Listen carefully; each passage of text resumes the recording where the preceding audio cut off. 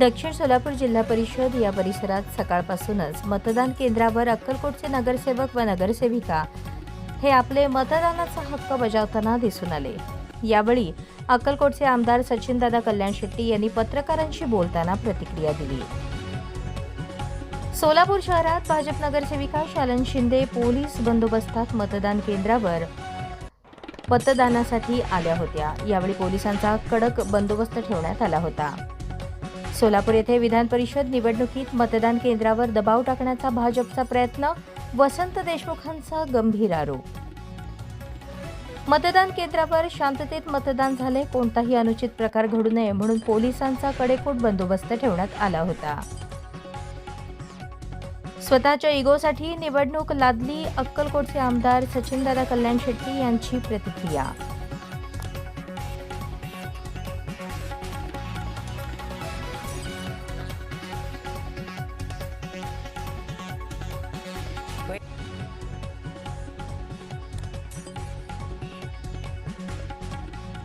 थोडक्यात निवडणुकीच्या निकालाच्या वेळी जे बोलायला पाहिजे ते निकालाच्या अगोदर ते बोलायला लागले, त्यामुळे तुम्ही निकालाची स्पष्टता त्यांच्या आपले स्टेटमेंट बघून आपल्याला भेटेल। काय नेमका निकाल काय असेल, निकाल कशाला एकतर्फी निकाल असणार आहे।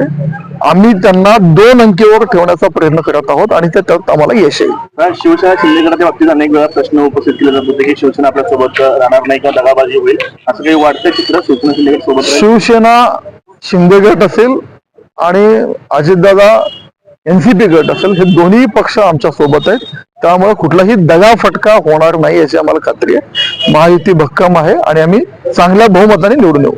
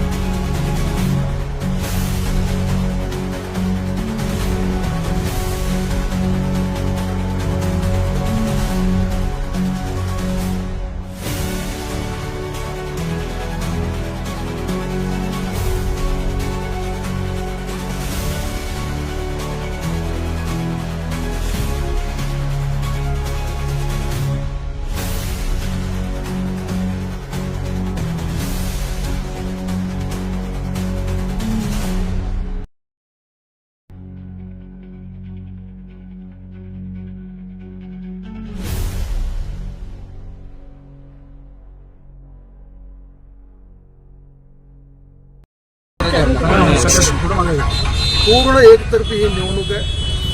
भारतीय जनता पार्टी महायुतीचे उमेदवार राजेंद्र राऊत साहेब हे मोठ्या फरकाने ह्या निवडणुकीत विजय होते। ह्या निवडणूक लागण्याची शक्यता खूप कमी होती, पण केवळ विरोधाला विरोध म्हणून ही जी निवडणूक लागलेली आहे, निकाला दिवशी विरोधकांना त्यांची जागा दाखवणारी ही निवडणूक असेल। मोठ्या फरकाने ही निवडणूक आम्ही जिंकली। दादा एका इगो दुखाल्यामुळे निवडणूक लावली, त्या व्यक्तीचा इगो आता संपलाय का? या निवडणुकीच्या मतदानावर संपेल असं निकाला दिवशी संपून जाईल। निकाला दिवशी ज्यांनी निवडणूक लावलं ज्या इगो पोट, तर त्यांना त्या दिवशी ती जागा करून जाईल की आपण आपलं संख्याबळ नसताना सुद्धा केवळ आपल्या स्वतःच्या इगोसाठी ही निवडणूक जिल्ह्यावर जाते। त्यांना हे निवडणुकीच्या निकालाच्या दिवशी दादा कुठेतरी अदृश्य शक्ती समोर येईल का? कारण हर हर महादेवचं स्टेटस जे आहे ते विरोधकांकडून ठेवण्यात येत आहे। तहसील मोहिते पाटलांनी ते स्टेटस ठेवलं आणि त्यांनी यापूर्वी सुद्धा दावा केलेला आहे की अदृश्य शक्ती आमच्या मागे आहे। कुठलीही अदृश्य शक्ती यांच्या पाठीमागं नाही आहे. त्यांची अदृश्य व्हायची हळूहळू वेळ यायला लागली म्हणून त्यांना सुचत आहे. आणि हर हर महादेव जय श्रीराम हा घेऊन नारा आम्ही निघालेलो आहोत. त्यामुळं हर हर महादेव जय श्रीराम हे नारा आमच्या सोबत आहे. त्यामुळं निश्चिंत आम्ही आहोत, काही काळजी नाही आहे. आणि अशा कुठल्याही त्यांना अपेक्षित आहे ते ह्या निवडणूक होणार आहे. दादा काल त्यांनी पत्रकार परिषद घेतली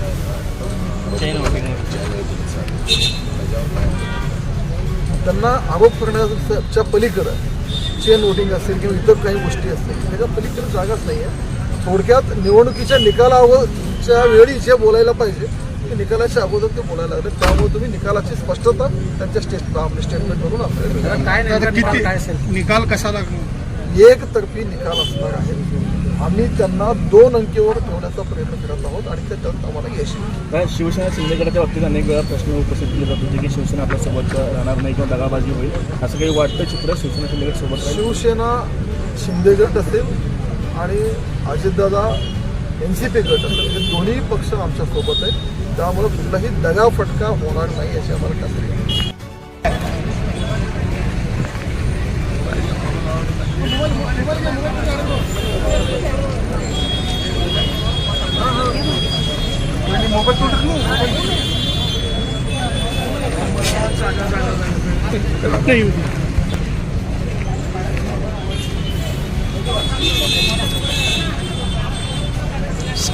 मोबाईल थोडं पाठवा. मागून घे ना. Sorry sir.